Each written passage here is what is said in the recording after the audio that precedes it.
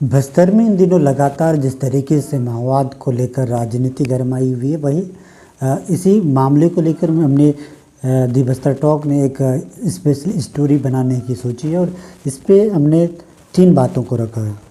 बातें हैं माओवाद जो सशस्त्र रहे हैं वो अबूझमाड़ से लेकर बस्तर के उन कोनों में जो लगातार अपनी सक्रियता निभाते, आखिर अचानक वे लोग अपनी जो हथियार छोड़कर लगातार पुनर्वास नीति के तहत जो शासन के नियमों के साथ जुड़ रहे हैं, क्या ये बदलाव है बस्तर में?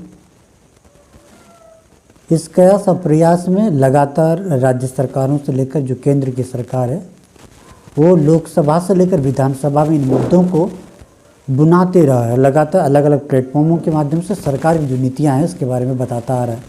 शायद यही वजह है कि बस्तर के अबूझमाड़ जैसे माड़ क्षेत्र से बड़े कैडर के जो माओवादी पिछले दिनों सोनू दादा, वही बीजापुर के बस्तर में रुपेश उर्फ सतीश जो वासुदेव भी आज़ाद इनका नाम है, वो कभी माड़ के प्रवक्ता रहे हैं और DKS जर्सी जो सीनियर कैडर में गिने जाते रहे, वो हाल ही में जिस मीडिया से रूबरू उसके बाद वो CC मेंबर के रूप में इनकी पहचान हुई है। और आपको बता दूं इसी खबर से जुड़ी हमारी आज की स्पेशल रिपोर्ट। अगर आप दी बस्तर टॉक पहली बार देख रहे हैं तो चैनल को सब्सक्राइब जरूर करें, क्योंकि आज से हम लगातार हर हफ्ते में एक रिपोर्ट बनाएंगे जो बस्तर से और देश से जुड़ी हुई आकलन और वर्तमान परिस्थितियों से जुड़ा हुआ होगा। अगर आपको लगता है इस खबर को लेकर कोई राय देना है, कमेंट्स बॉक्स में ज़रूर जाइएगा। अगर आप हमारे जीमेल से अगर जुड़ना चाहते दी बस्तर टॉक या दी बस्तर आवाम से डायरेक्ट सीधे हमसे संपर्क कर सकते हैं, हमें राय दे सकते हैं। ज़्यादा देर नहीं लूँगा क्योंकि मुद्दा बहुत ज़रूरी है। देश में शांति को लेकर चर्चा है और इसी मुद्दा से जुड़ा हुआ आज बात है कि बस्तर में पिछले दिनों जिस तरीके से आत्मसमर्पण हुआ है, आप और हम कहते रहे, लेकिन इसे माओवाद या सरकार आत्मसमर्पण नहीं मान रहा है। इसे पुनर्वास नीति के तहत पुनर्जीवन जीने भटके हुए लोग जो आ रहे हैं उन्हें ऐसा देख रहा है। लेकिन इसी समर्पण पुनर्वास नीति को जो अन्य माओवादी अब भी अलग अलग क्षेत्रों में सक्रिय हैं, जो हथियारधारी है, वो अलग अलग प्रेस नोट रिलीज करें जिसमें चर्चा भी है। जिन सोनू दादा और रुपेश जो है पिछले कई दिनों से सरकार के संपर्क में रहे हैं, सरकार की नीतियों में अपनी दिलचस्पी दिखाया है और अपनी नीतियों से बाहर निकल को समर्पण कर इसका विरोध कर रहे हैं और बाकी जो माओवादी है वो संघर्ष करने की बात कर रहे हैं। लेकिन सोचिएगा जो जिस तरीके से प्रेस नोट रिलीज लगातार हो रहे हैं, इस पर भी जांच होने की बहुत ज़रूरी है, क्योंकि सरकार पहल कर रही है। वो पिछले दिनों जो माओवादी नेता है उसे लेकर भी अलग अलग बयान जारी किए हैं। ऐसे में ये तस्वीरें देखना होगा, आज हम आपको दिखाएंगे वो तस्वीरें जो लोकसभा से गृह मंत्री विपक्षी पार्टियों के साथ जो सवाल करें उन्हें जवाब देते थे कि माओवाद को लेकर। तो इसी पूरे बयान के बाद जो आत्मसमर्पण के बाद जो छत्तीसगढ़ के मुख्यमंत्री गृह मंत्री के साथ विपक्ष जो नेता हैं वो क्या कह रहे हैं, इसे देख के आपको समझना होगा। बस्तर की शांति की शुरुआत से पहले ही जिस तरीके से सरकार की गाइडलाइंस, सरकार की नीतियां हैं उन्होंने बना रखी थी। दी बस्तर टॉक पिछले दिनों जो बुझमाड़ से निकलकर माड़ क्षेत्र जो सरेंडर के उन माओवादियों के नेता जो रुपेश ने क्या कुछ कहा था, जो अपने साथी माओवादियों को लेकर उन्होंने क्यों कहा था कि उनकी पूरी जो बयान है हो सुने, बिना सुने उन्हें गलत ना कहे, और सशस्त्र जो माओवादी है वो समर्पण किए हैं। और उन्होंने बड़ी बात है, पहली बार कोई माओवादी नेता समर्पण करते हैं और जो अपनी मोबाइल नंबर जारी करते हैं जिस पे कहते हैं कि अगर आपकी कोई राय है, अगर आप कुछ बताना चाहते हैं तो आप हमसे संपर्क कर सकते हैं। लेकिन नेताओं की जो लोकसभा से विधानसभा और राज्य से लेकर केंद्र की जो नेता वो क्या कह रहे हैं, चलिए पूरी रिपोर्ट देखिएगा, फिर आप बताइए कि क्या वास्तव में ये बदलाव की शुरुआत है, ये बयान किस दिशा में लेके जा रहा है। जो क्योंकि आज़ादी के 75वें साल के बाद भी आज पूरे क्षेत्र में विकास नहीं पहुंचा, लोगों को तक जिस तरीके से सुविधाएं पहुंचनी वो नहीं पहुंचा है। और एक वर्ग ऐसा भी है जो शिक्षित वर्ग ये कह रहा है कि अगर आप विकास करते, लोगों को मूलभूत सुविधाएं देते, शायद जो आज माओवादी है जिससे आप परेशान हैं शायद ये नहीं होते। हाँ, युवा वर्ग की ये बात कभी बिल का हस्तक्षेप नहीं कर सकते, क्योंकि ये जो कह रहे हैं ये भी सही है। दूसरे एंगल पे माओवाद अगर सरकार के अगर आप एक नज़र देखते हैं तो कहीं ना सुरक्षित उनके जवान नहीं गिरे, उस कहीं ना कहीं सिस्टम के जो व्यवस्थाएं पहुंचाने में कहीं ना कहीं नाकाम रहे, ये कह सकते हैं, लेकिन इसे झुठला नहीं सकते। ज़मीनी हकीकत बिल्कुल अलग है, क्योंकि जब भी आप बस्तर को देखते हैं, छत्तीसगढ़ को देखते हैं, साथ ही जो तेलंगाना, महाराष्ट्र, आंध्र प्रदेश, उड़ीसा, झारखंड जैसे क्षेत्र हैं, ये भी माओवाद क्षेत्रों से, माओवादियों से घिरा हुआ है। बार बार माओवादी हम क्यों कह रहे हैं? माओवादी ऐसा ही नहीं बना कि शायद हर किसी की हिस्ट्री अलग होती है, और इस पर सरकार की जो संविधान में जो अधिकार है, शायद उन अधिकारियों से बाहर काम करे। ये वजह कि सरकार इन पर लगाम लगाने के लिए लगातार कोशिश कर रहा है।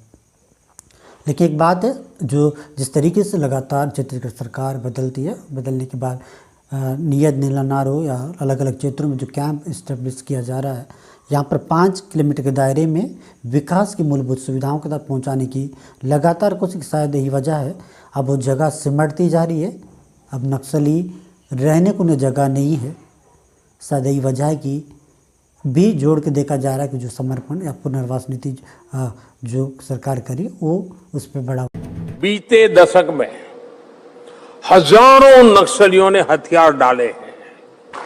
एक जमाने में जिनका 303 चलता था ना, आज वो 303 सरेंडर हुए हैं। और ये कोई सामान्य नक्सली नहीं है।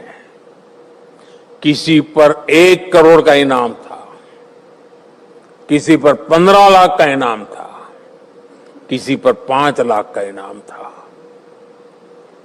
अरे सारे के सारे इनके नाम पर इनाम घोषित हुए थे। इन नक्सलियों से बहुत बड़ी मात्रा में हथियार भी पकड़े गए हैं। ये सारे लोग बंदूकें छोड़ करके, बम छोड़ करके भारत के संविधान को गला लगाने के लिए तैयार हुए हैं। और जब संविधान के लिए पूर्ण समर्पित सरकार होती है ना, तब गलत रास्ते पर गया हुआ व्यक्ति भी लौट करके अपने आंखों को उस संविधान पर टिका देता है। अब वो विकास की मुख्य धारा में आ रहे हैं, और ये लोग स्वीकार कर रहे हैं कि वो गलत रास्ते पर थे। 5-5 दशक बिता दिए, जवानी खपा दी, लेकिन उन्होंने जो सोचा था वो परिवर्तन नहीं आया। अब ये भारत के संविधान पर विश्वास करते हुए आगे बढ़ेंगे। ये बदलाव है साथियों। इस बार माओवादी आतंक से मुक्त क्षेत्रों में दिवाली की रौनक कुछ और होने जा रही है। 50-55 साल हुए दिवाली नहीं देखी थी उन्होंने, अब दिवाली देखेंगे। और मुझे पक्का विश्वास है दोस्तों, ये हमारी मेहनत रंग लाएगी, और वहां भी खुशियों के दिए जलेंगे। और मैं आज देशवासियों को, दर्शकों को विश्वास दिलाता हूं, वो दिन दूर नहीं जब देश नक्सलवाद से, माओवादी आतंक से पूरी तरह मुक्त होगा। और ये भी मोदी की गारंटी है। दिल्ली में कुछ लोग सालों तक भ्रांति फैलाए कि नक्सलवाद का जन्म विकास की लड़ाई है, मगर मैं बताने आया हूं मेरे आदिवासी भाइयों बहनों, पूरा बस्तर विकास से महरूम रहा, विकास आप तक नहीं पहुंचा। इसका मूल कारण ये नक्सलवाद है। आज देश के हर गांव में बिजली, पीने का पानी, रोड, हर घर में शौचालय, 5 लाख तक का स्वास्थ्य का बीमा, 5 किलो मुफ्त चावल, और आपके चावल को 3100 रुपये से खरीदने की व्यवस्था पहुंची है, मगर बस्तर इसमें पिछड़ गए। छत्तीसगढ़ ही नहीं, देश के लिए आज के इस दिन को ऐतिहासिक दिन कह सकते हैं। आज बहुत बड़ी संख्या में नक्सली हमारे देश के संविधान पर विश्वास करते हुए विकास की मुख्यधारा से जुड़ने जा रहे हैं और उनका स्वागत है।